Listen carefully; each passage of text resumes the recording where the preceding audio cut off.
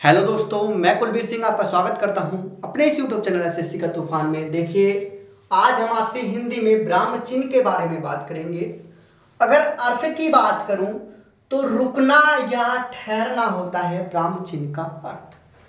अब देखिए कैसे होता है, जैसे कि मान लीजिए मैं कहूं कि मैं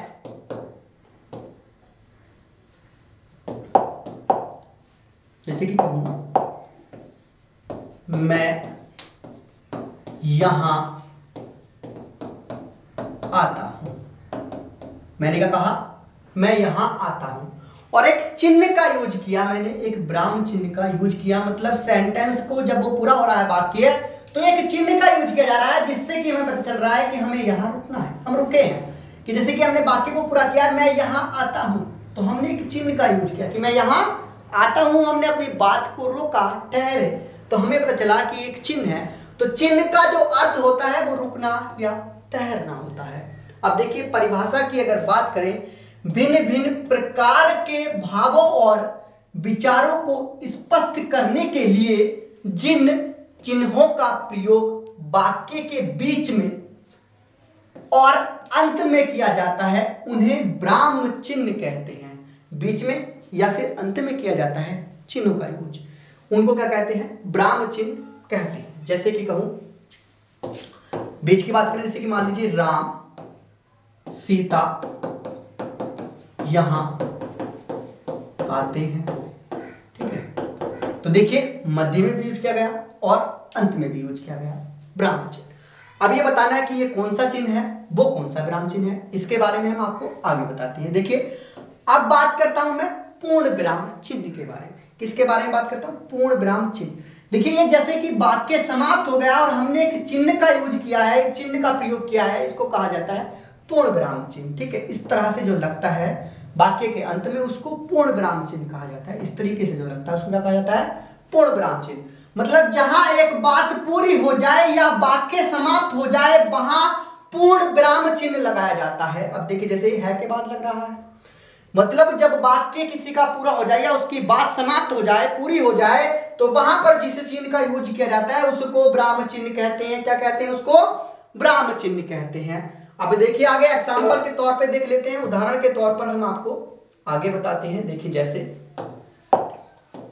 वाक्य है, मैंने खाना खा लिया, मैंने खाना खा लिया। तो देखिए एक ब्राह्म चिन्ह का यूज किया गया है। अब ये चिन्ह है तो कैसा है? पूर्ण विराम चिन्ह है। मतलब वाक्य जो है वो समाप्त हो चुका है, तो जहां वाक्य समाप्त हो जाए उसके बाद जिस विराम चिन्ह का यूज किया जाता है उसको पूर्ण विराम चिन्ह कहते हैं। बात का समाप्त होना या वाक्य का समाप्त होना जब दर्शाया जाता है तो वहां पर किस चिन्ह का यूज किया जाता है? तो पूर्ण विराम चिन्ह का यूज किया जाता है। आगे जैसे कि राजा जी महल में आ गए हैं, राजा जी महल में आ गए हैं तो बात पूरी हो चुकी है, तो इसलिए पूर्ण विराम चिन्ह का प्रयोग किया गया है। आगे हम स्कूल जाएंगे, तो देखिए बात पूरी हो चुकी है तो किस चीज का यूज किया गया है? पूर्ण विराम चिन्ह का प्रयोग किया गया है। आगे बात करते हैं, देखिए यह सबसे प्राचीनतम चिन्ह है। जो पूर्ण विराम चिन्ह है वो सबसे प्राचीनतम चिन्ह है और हिंदी भाषा में इसका सबसे ज्यादा प्रयोग किया जाता है। मतलब किसी चिन्ह का अगर हिंदी में सबसे ज्यादा प्रयोग किया जाता है तो पूर्ण विराम चिन्ह होता है जिसका सबसे ज्यादा प्रयोग किया जाता है। और प्राचीनतम, सबसे प्राचीनतम जो चिन्ह है वो भी पूर्ण विराम चिन्ह ही है। आगे बात करते हैं नेक्स्ट विराम चिन्ह के बारे में बात करें तो अल्प विराम चिन्ह। कैसा?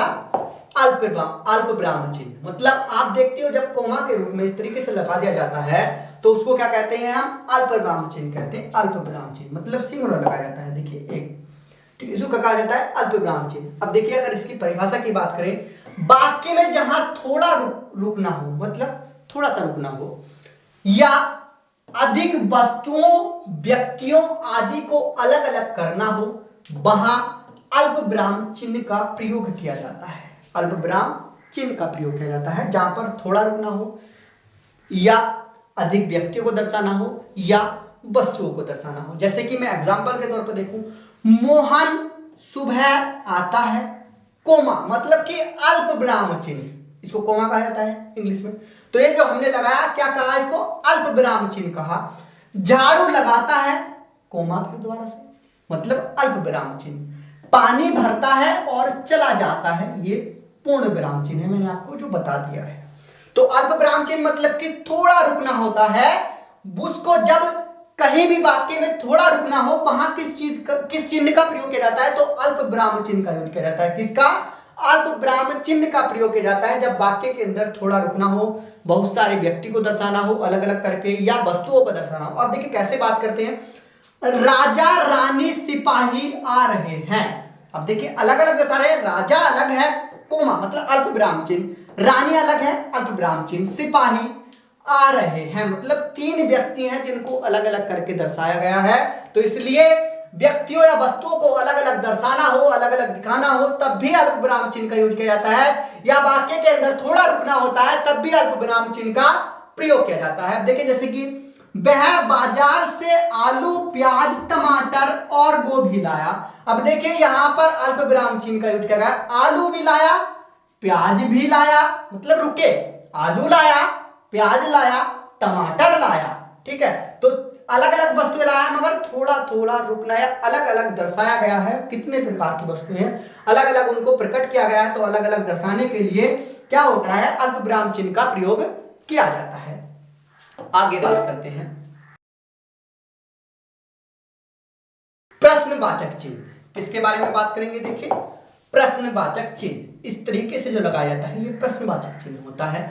अब देखिए जब किसी वाक्य में सवाल पूछे जाने का भाव उत्पन्न नहीं भाई, उत्पन्न होता है, उत्पन्न हो तो उस वाक्य में प्रश्नवाचक चिन्ह का प्रयोग किया जाता है। मतलब जिस वाक्य के अंदर सवाल पैदा होने का, सवाल पूछे जाने का भाव प्रकट होता है, वहां पर प्रश्नवाचक चिन्ह का प्रयोग किया जाता है। जैसे कि बोले पहला वाक्य बोले कि क्या यह राम का भाई है, मतलब पूछ रहा है वो कि क्या यह राम का भाई है, तो प्रश्न का भाव प्रकट हो रहा है, तो इसलिए यहां पर प्रश्नवाचक चिन्ह मतलब सवाल का भाव प्रकट हो रहा है, तो इसलिए प्रश्नवाचक चिन्ह का प्रयोग किया गया है। आगे बात करें, देखिए जैसे कि तुम यहां क्या कर रहे हो, कोई पूछ ले हाँ भाई तुम यहां क्या कर रहे हो, तो सवाल का भाव प्रकट हो रहा है, प्रश्न का भाव प्रकट हो रहा है, इसलिए प्रश्नवाचक चिन्ह का प्रयोग किया जा रहा है। आप किसी से कहते हैं हाँ भाई क्या बात है यहाँ क्या कर रहा है, तो यहाँ क्या कर रहा है, देखिए क्या जो आ गया वो प्रश्नवाचक शब्द है, तो इसीलिए वाक्य के अंदर क्या यूज किया जाएगा, प्रश्नवाचक चिन्ह का प्रयोग किया जाएगा। जैसे क्या बोले तो यह भी प्रश्नवाचक शब्द है, इसलिए चिन्ह प्रश्नवाचक आएगा, क्योंकि हमें दिखाई दे रहा है कि प्रश्नवाचक शब्द है और प्रश्न का सवाल पैदा मतलब सवाल पूछे जाने का भाव पैदा हो रहा है, तो समझ लीजिए प्रश्नवाचक चिन्ह का प्रयोग करना है। जैसे कि वह कल कहां गया था, कोई पूछ ले हाँ भाई आप एक बात बताइए कि वह कल कहां गया था, तो देखिए सवाल का भाव प्रकट हो रहा है, मतलब किसी से आप कुछ पूछ रहे हैं, तो देखिए प्रश्नवाचक शब्द भी आ रहा है, सवाल जो सवाल को प्रकट करे या फिर प्रश्न को प्रकट करे वैसा एक शब्द भी आ रहा है, मतलब प्रश्नवाचक शब्द मतलब क्या आ रहा कहां आ रहा है, इसलिए हमें प्रश्नवाचक चिन्ह भी देना है। हमें पता है कि वाक्य कैसा है, प्रश्नवाचक वाक्य है, तो इसलिए प्रश्नवाचक चिन्ह भी वहां पर प्रकट करना है, मतलब जो भाव प्रकट कर रहा है पूरा वाक्य वो प्रश्न का सवाल का कर रहा है, तो इसलिए बाद में किस चिन्ह का यूज करना है, प्रश्नवाचक चिन्ह का यूज करना है। आगे बात करते हैं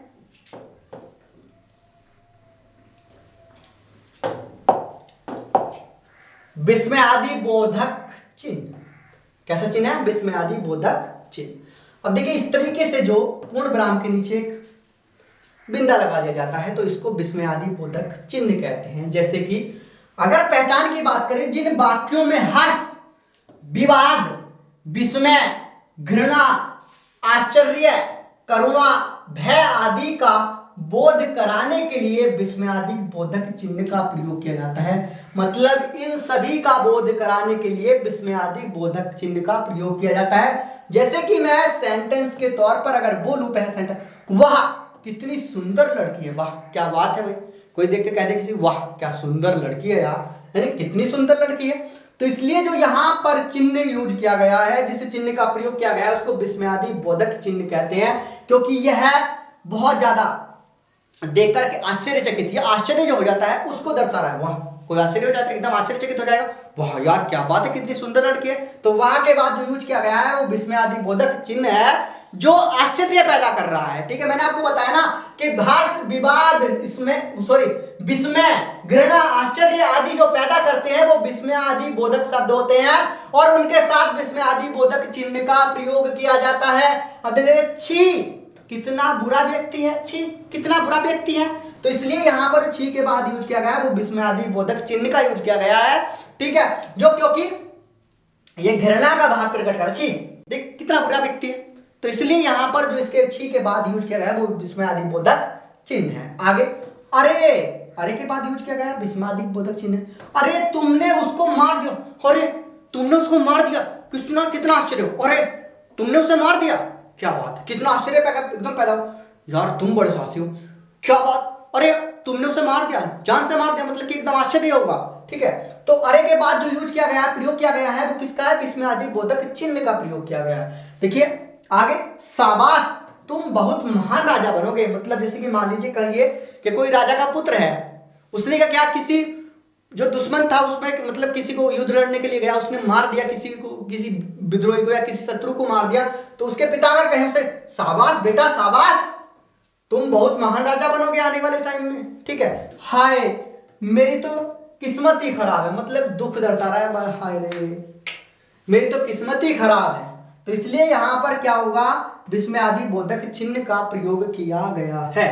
ठीक है, ऐसे वाक्यों में जहां पर विवाद पैदा हो, हर्ष हो, खुशी हो, घृणा हो, इन सभी आश्चर्य हो, इन करुणा हो, भय हो, इन सभी का जब भाव प्रकट होता है, इन सभी वाक्यों में जो प्रयोग किए जाते हैं वो विस्मय आदि बोधक चिन्ह का प्रयोग किया जाता है। आगे बात करते हैं, देखिए उपविराम चिन्ह। ठीक है, उपविराम चिन्ह, अब देखिए दो बिंदुनुमा इस तरीके से चिन्ह लगा देते हैं तो इसको कहा जाता है उपविराम चिन्ह। वाक्य में जब कोई खास बात कहनी हो या कोई शीर्षक देना हो तब उपविराम चिन्ह का प्रयोग किया जाता है, मतलब कोई शीर्षक देना हो या कोई खास बात कहनी होती है तब उपविराम चिन्ह का प्रयोग किया जाता है। देखिए जैसे कि फलों का राजा, विशेष बात हो गई, आम है भाई, कि जितने भी फलों सारे एक विशेष दर्जा दिया गया है आम को, कि भाई फलों का राजा कौन है, वो आम है, इसलिए उपविराम चिन्ह का प्रयोग किया गया है। ठीक है, विज्ञान, देखिए भाई विज्ञान को एक विशेष दर्जा दिया गया है, शीर्षक मान लीजिए कि जो हमारा विज्ञान है, उसके बाद उपविराम चिन्ह, वो वरदान भी है या अभिशाप है, मतलब कहेंगे कि वो वरदान है या हमारे लिए अभिशाप है। ये जो है विज्ञान हमारे लिए वरदान होगा या अभिशाप होगा, इसको विशेष महत्व दिया गया है विज्ञान को, इसलिए यहां पर उपविराम चिन्ह का प्रयोग किया गया है। आगे बात करते हैं नेक्स्ट चिन्ह के बारे में। देखिए आगे एक उदाहरण और है किसका, उपविराम चिन्ह का। अब देखिए अगर बात करें, मैंने उसमें बताया है कि किसी शीर्षक को या किसी बात को ज्यादा महत्व देना होता है तो उसके बाद उपविराम चिन्ह का प्रयोग, जैसे कि यहाँ पे देखिए राम 3 है तो विशेष दर्जा दिया जा रहा है राम को, तो इसलिए उपविराम चिन्ह आ गया। राम 3 कौन कौन से हैं, बलराम, परशुराम और श्री राम, इसलिए राम 3 है भाई, विशेष बना दिया गया। कौन कौन से, बलराम, परशुराम और श्री राम। ठीक है, आगे बात करते हैं नेक्स्ट विराम चिन्ह के बारे में बात करते हैं, अर्धविराम चिन्ह। अब देखिए इस तरीके से जो बनता है ये अर्धविराम चिन्ह बनता है। ठीक है, अल्पविराम, ठीक है, और बिंदा लगाने के बाद क्या बनता है हमारा अर्धविराम चिन्ह। अब देखिए इसको अगर हम देखें, पूर्ण विराम से कुछ कम, अल्प विराम से अधिक देर तक रुकने के लिए अर्धविराम का प्रयोग किया जाता है, मतलब अल्प विराम से अधिक समय के लिए रुकने के लिए और पूर्ण विराम से कम समय के लिए रुकने के लिए किस चीज का प्रयोग, किस चिन्ह का प्रयोग किया जाता है, तो वो अर्धविराम चिन्ह का प्रयोग किया जाता है। मतलब अल्प विराम से तो अधिक समय के लिए रुकना पड़ता है और पूर्ण विराम से थोड़ा कम, तो उसको क्या कहा जाता है, अर्धविराम चिन्ह कहा जाता है जब ऐसा चिन्ह प्रयोग होता है।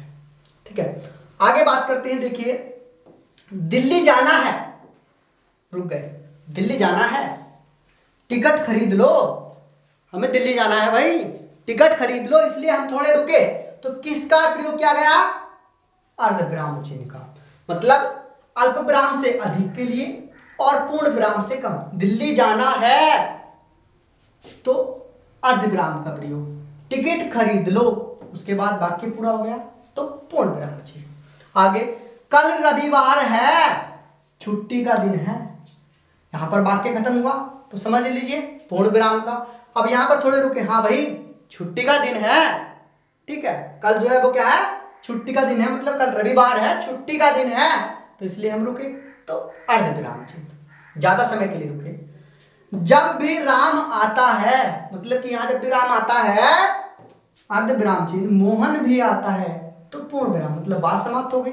अर्ध विराम के लिए मतलब थोड़ा अधिक समय के लिए रुकना। अब जैसे कि यहां पर कहे अल्प विराम के, मैंने आपको बताया जैसे कि तुरंत क्या देते हैं, राम सीता, ठीक है, एकदम बोल दिया कि भाई राम सीता आते हैं, ठीक है, राम सीता यहाँ आते हैं, बोल दीजिए राम सीता यहाँ आते हैं, दोनों मतलब थोड़ा रुके, राम सीता, तो थोड़ा रुके मतलब कि अल्प विराम। अब अधिक, अधिक के लिए थोड़ा अधिक समय के लिए, जैसे कि बोलूं राम यहां आते हैं और नहीं सॉरी, यहां पे अर्ध विराम, जैसे कि बोलूं राम यहां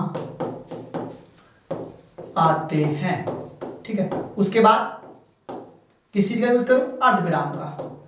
सीता भी साथ आती है, सीता भी साथ आती है, ठीक है, सीता भी साथ आती है, ठीक है। तो देखिए यहां पर जिस विराम चिन्ह का यूज किया गया था वो कौन सा है, अर्ध विराम चिन्ह, और इसके बाद जो यूज किया जा रहा है वो कौन सा है, पूर्ण विराम चिन्ह, ठीक है, वाक्य का समाप्त हो जाना, ठीक है। आगे बात करते हैं योजक चिन्ह के बारे में। किसके बारे में बात करें, योजक चिन्ह के बारे में।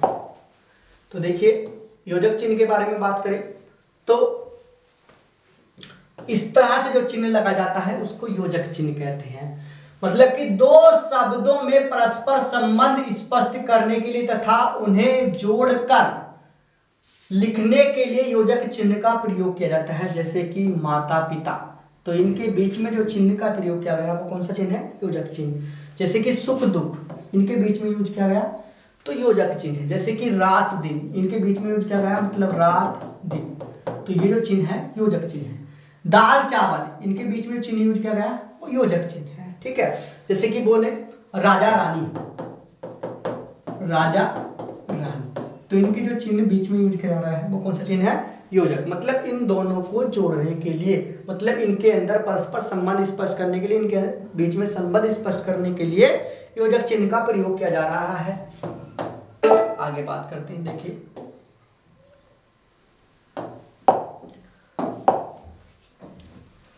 आगे है अवतरण या उद्धरण चिन्ह, मतलब जिसको कहा जाता है इंग्लिश में इन्वर्टेड कोमास, ठीक है।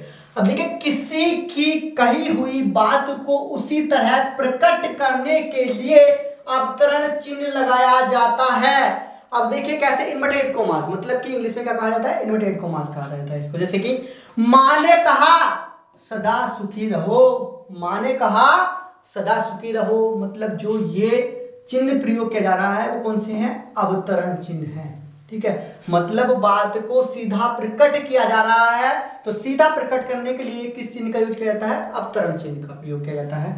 मोहन ने कहा, अवतरण चिन्ह, मुझे भी जाना है, मोहन ने कहा तुम जा रहे हो, मुझे भी जाना है, तो इसलिए डायरेक्ट बात को प्रकट करने के लिए, ठीक है, किसका यूज प्रयोग किया जाता है, अवतरण चिन्ह का प्रयोग किया जाता है, या उद्धरण चिन्ह भी इसको कहा जाता है। जैसे कि राम ने कहा सत्य बोलना सबसे बड़ा धर्म है, तो ये जो चिन्ह यूज किया जा रहा है, प्रयोग किया जा रहा है, कौन सा चिन्ह है, अवतरण चिन्ह या उद्धरण चिन्ह है। आगे बात करते हैं, देखिए विवरण चिन्ह के बारे में। किसके बारे में बात करें भाई, विवरण चिन्ह के बारे में, ठीक। इस तरह से जो लगाया जाता है वो विवरण चिन्ह होता है। क्या होता है भाई, वो विवरण चिन्ह होता है, ठीक है। अब देखिए वाक्यांश के विषयों में कुछ सूचक निर्देश आदि देने के लिए विवरण चिन्ह का प्रयोग किया जाता है। जैसे फॉर एग्जाम्पल के तौर पर, जैसे कि आम के निम्नलिखित फायदे हैं। अब देखिए हमने कहा कि आम के निम्नलिखित